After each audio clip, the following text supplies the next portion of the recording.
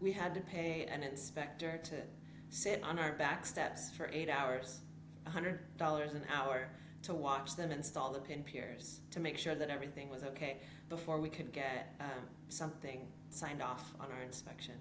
That's incredible. That's wacky. It put you through the ringer, and you're like, we're never doing this again. But you did it again. Yeah, exactly. This is a first. I got to stay in the ADU that we're about to talk about, and it's a property with multiple units. So Flora is like a serial accessory dwelling uniter. I can't wait to dive into both projects and kind of hear some of the differences in how they went, and talk about how the eventual solution on her second unit, who is the sponsor of this video, Abodu, worked for her and worked into that process and how it was different. Flora, do you mind introducing yourself in the project? Sure. My name is Flora. I live in San Jose, and I own an Abodu 1, which is their 500 square foot, one bedroom ADU. Did you own that house a long time before building the ADU?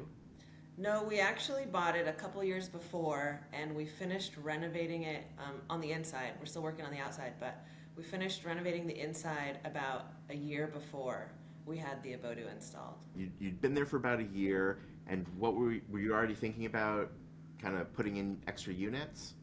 Yeah, so we have built an ADU previously, and we knew we liked having that extra space. And so when we moved here to this house, there used to be this carport in the back that was really not usable for anything. We couldn't even actually use it as a carport. It was in such bad shape. And so we knew we wanted to build some sort of guest house back there in the backyard. And so we started looking to see what our options were. You moved to San Jose. You've got a cool house, a kind of carport that you're looking to switch up.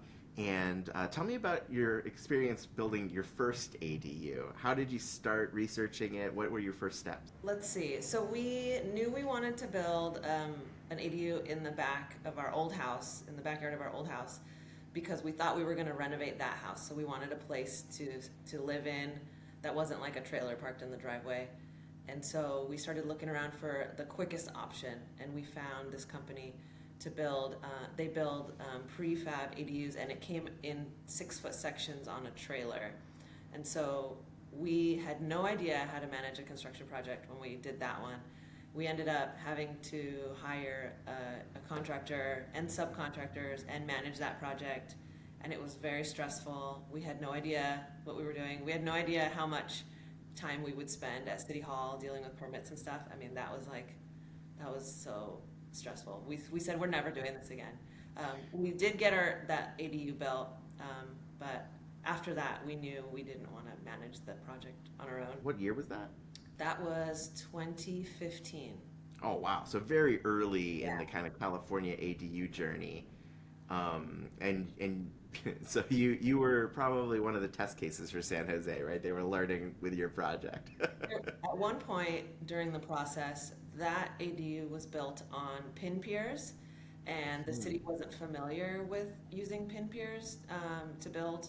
And so we had to pay an inspector to sit on our back steps for 8 hours, $100 an hour, to watch them install the pin piers to make sure that everything was okay before we could get something signed off on our inspection.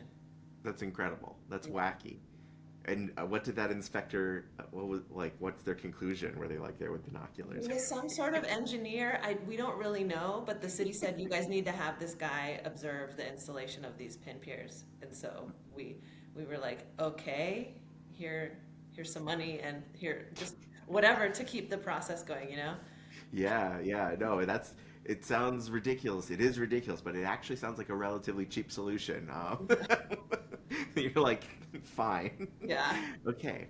Well, that's fascinating. Okay, so you went through the ringer, you got done. Congratulations on the first one, and that's in that backyard too, right? In the next lot, but yes. Yeah, and because now you've got kind of like a bungalow court. You've got 4 units kind of that share a space. Right. Beautiful property with looks like 4 units. You've got the Abodu, the ADU behind me. You have the primary that it's behind. You have this other primary that shares a gate and a driveway, and then this guy, which has a very private kind of corner pointed toward this courtyard. So you got through that unit. It put you through the ringer, and you're like, we're never doing this again. But you did it again. Yes, I did. How did that change of fate come out? So we decided originally we wanted to do the custom build route. We wanted something really nice, and we wanted it to exactly our specifications. We were looking for like a one bedroom house, not like a studio like the other one is that we have. And so we originally went with an architect, and we started, you know, going down that route. And it was early on in the city's sort of like ADU streamlining process, and it was just kind of taking a little bit longer than we had hoped. And there were a lot of unknowns still. We still hadn't figured out what the final cost would be and the timeline. A lot of questions that weren't getting answered. So After the first one, you were kind of like, man, that was not a great process. But what made you go, no, we should try again? Like, are you renting out the first one, or is it income, or is it a family member? Is there what was the thinking? well, it's all of that. So we use our spaces a lot we do use them as short-term rentals, but we also just love having people, say, "Hey, we're coming into town. Can we stay with you?" Like our family. That's so great. And also we just use the spaces too as additional living spaces, or when we need like to work from home and that sort of thing. So we know how important it is to just have these flexible spaces, and we wanted to do that again with the Abodu. And so yeah, we knew it was worth the hassle to go through it again, because the reward of having this extra space it's great. It works out really well to have, and it's an entire house, so we can put like family or renters in there, but also it serves as like a great entertaining space. We spent a ton of time outside, so that was also important. Makes sense. So you got addicted to that flexible space, and you're like, we could have even more flexible space. Yeah, exactly. And you knew it would be worth it. You tried going down that road again with a traditional kind of architecture instead of this like pin pier prefab kind of Right. solution, and that you ran into the typical obstacles, especially with the early steps of the San Jose pre-approval program. Yeah. Um, and that was in That 2017, was in early 2019. That's when we 19. started working with an architect and trying to build an ADU, going that route. Yeah. And so how do you find out about Abodu during that process? So I think it was like 7 months into, just like kind of working with an architect, and my husband was getting frustrated, and he was ready to do something he was just ready to build something. He's like, let's go. This is taking too long. And so around the time that he was getting frustrated, there was an article in the Mercury News about the co-founders, John and Eric of Abodu. And my husband said, check this out. These guys are building these prefab ADUs, and they look really nice. And there's, a showroom in Redwood City, or I think that's where it was. And so, you know, he was like, let's go check it out. And I said, okay. And so we went and checked it out, and it was great. And it checked all the boxes that we were looking for. And so, yeah, we said, sign us up. And am I crazy, or were they one of the early uh, pre-approved plans in San Jose that year too? I think they were one of three. Yeah. And so that you alluded to the program earlier, but when San Jose has like pre-reviewed the plans, it kind of accelerate. You go through a different submittal process, and it's accelerated, right?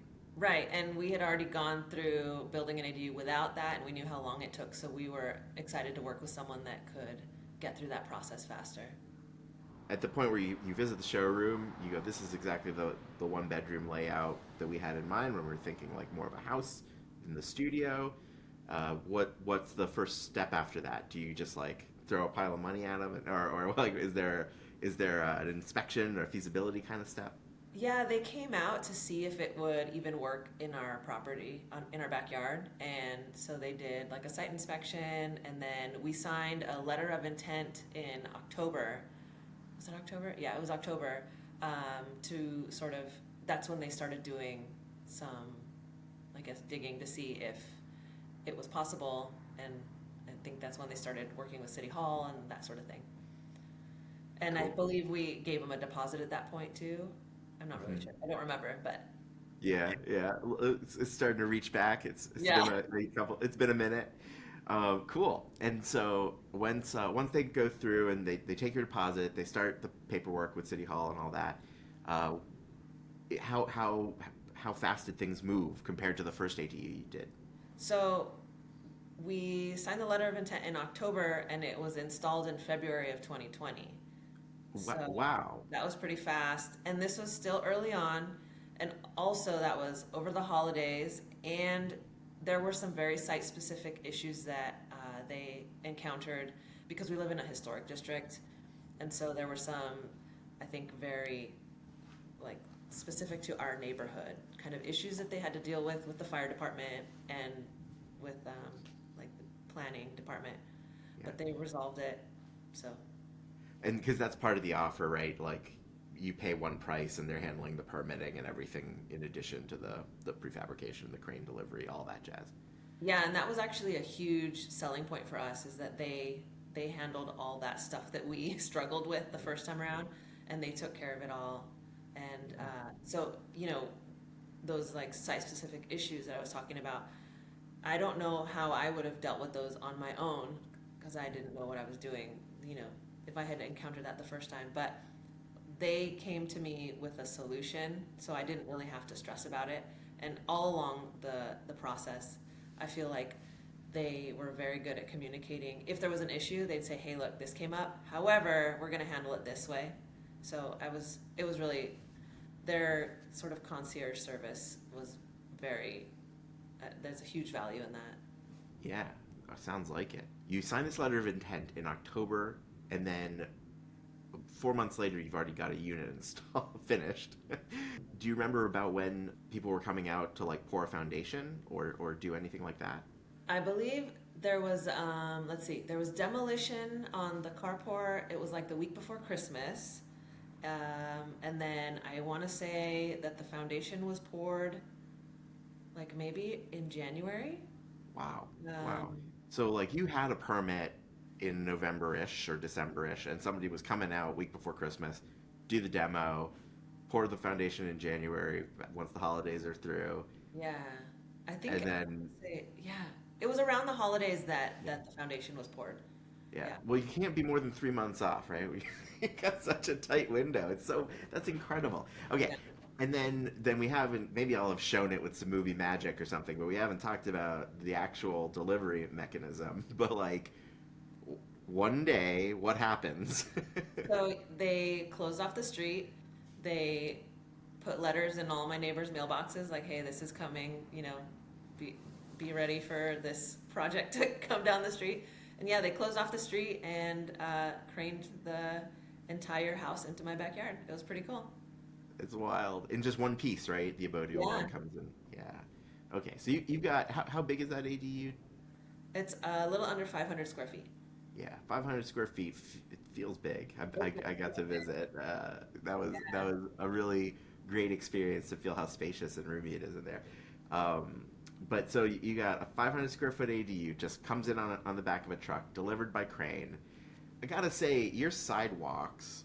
First of all, there's a lot of parking on your street. Like, there's a lot of people actively parking there, and there's rules about what side they can park on which day. So it's not like a free for all. Right. Your sidewalks are pretty big, and you have front yards, which is not. It's worth saying because not all cities have that much front yard space. And then your unit is pretty far back there. It Mhm. feels like 150 or so from the street. Like, what was that did you have to worry about any of those details? Did somebody Um, bring it up? No, I didn't worry about it too much. I remember, so we were renovating our yard, and so they backed this huge crane truck into our front yard, like right up to the living room window. And so it cracked the sidewalk, but they actually fixed the sidewalk when they were done. And it took out a tree and they replanted the tree, which is pretty awesome. But Hmm. no, I didn't really have to stress out about that. They dealt with all of that. Um, yeah, I Cool. didn't have to worry about you know, I didn't have to worry about the street closure part. That was nice. Yeah, well, and that's why I asked because if somebody's handling this process by themselves, that seemed exceptionally complicated. It's got a lot of the like yellow flags that I warn people about on modular installations because it's like, you're going to damage the sidewalk or driveway, and then that's like a $9,000 repair or blah blah blah. And you're going to have the street encroachment permit, perhaps if you're preventing people from parking on that side that day.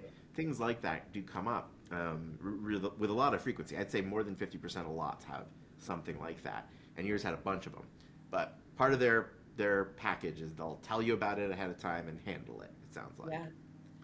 Cool. Yeah. All right. Well, this is a relatively glitch-free process so far. Normally, I like having some conflict in the story. So Well, help me out. What went wrong? there probably was conflict, but like I said, I didn't really worry about it because they came to me and said, "Hey, we found out about this, but we've got this plan and a backup plan, and we'll handle it." So that was really nice. Yeah, I love it. I love it. And so again, having had the benefit of staying back there, now you've got this two flexible units in the back, a studio and a one bedroom. You've got the primary homes up front because there's like two adjacent lots, and you've kind of opened up the yard so that it's this big shared kind of cross between the four units. You said you use that exterior space a lot. Could you talk about that? Yeah, we use sometimes I call it like a pool house without a pool. When we have the Abodu open, we have the sliding the La Cantina door, so it just becomes this indoor outdoor space. And my husband likes to have pizza parties, and so we have people over, and we just kind of take over the entire yard, and we spend a lot of time outside, so it all gets used. Yeah, it's like we've gone through so many different uses of all these spaces. So. Hmm. And then to the testament, like having stayed there, I never actually got to meet you because there was so much privacy for the unit when it's set up that way, which is also kind of impressive. Do you have any experiences where people are staying there and you don't even know, or things like that? When we have short-term renters here, most of the time I don't cross paths with them. It's actually pretty interesting. I don't mind. I tell them I'm here if they need me, but yeah, for the most part, there's a lot of each unit has like their own little yard, which is pretty cool. Yeah, the studio, I couldn't even tell, like, because it had its own privacy fence, too. And then I did get to meet Mirepoix. Oh yeah, our chicken. And that was fun. But otherwise, it was very private. I was very surprised. One of the things that I think comes up, at least I was FaceTiming with my wife, who didn't get to do the trip. She was very jealous. And she said, for our yard personally, it's so the abode is so modern and clean, and you have the cedar finish and the metal roof line and all that jazz. And we got kind of like a really simple 1950s kind of cottage style. And we're like, I don't know if it would fit. You actually do have a kind of a mix of different styles between the four units. What are your thoughts about that? I was worried about that too because I wanted it all to look cohesive. So I try to make it like the interiors of all our houses kind of have the same color palette. I try to keep it all similar, and we're getting ready to paint the exteriors of the houses, and we actually asked Abodu for coordinating paint colors that work with the cedar siding. So the colors that we're choosing kind of match, they coordinate with that. And also I try to tie everything in with having like the same plants in front of each unit to try and make that feel cohesive too. But yeah, I did worry about that. I worried that it wouldn't, maybe it would be too modern because my house is like 100 years old, but I'll make it work. That's it. And now you do spend a lot of time out there. It's not like it's jarring, right? It's a yard. There's multiple different spaces that are pretty spaced apart too. It's interesting. It's very cool. Okay. I'm really reaching here because normally there's like some giant epic struggle, but that really happened for you on the first ADU, it sounds like. Is there anything else that I should be talking about? I don't know. I don't really know. I'm Yeah. really satisfied with the whole process. Yeah. I really enjoyed working with them, you know. And I tell people that it was a really, really painless process. And if you're interested in doing an ADU, I think it's worth it because of the fact that they do all the hard part for you, all the coordinating of subcontractors and scheduling and dealing with the city. I mean, that's a huge time saver and just like not being stressed about that is, I think, really worth the money and the time. Yeah, and then you were living there already. You were already probably sometimes renting out the studio, and Mm-hmm. so like having the disruption limited to like a couple months, and even that is just like one day mostly. Yeah. That's a big deal. That's cash flow if you are renting the studio. Okay. Well, that's really it's all very interesting. I really appreciate the opportunity to stay back there. I think you got a really cool setup. It's just some out of this world. I guess the question is, if you had the ability to do another unit, you could do five in a row now. Um, what would you do if you couldn't use a Abodu? Oh man, if I couldn't use Abodu, I would find something as close to it as possible. All right. Definitely have to do all the work for me. Like I need someone else to manage the project because that's really hard. I So don't if want. you could, you'd go right back to them. I would. I actually tell my husband I wish I had room for another one because I would build another one. That's the thing about these ADUs. They're addictive. Like Yeah. people do one, and then you say, "I never again." And then you're doing a second one, and the neighbors are gonna start asking. Oh, the neighbors do ask. They've all seen it. I love it. I love it. If you want to watch more videos about Flora's unit, you can check out this playlist. And otherwise, if you want to just know more about ADUs in general, check this out. See you in the next video. Let's build some housing. Let's be like Flora. Let's all build like 3 of these.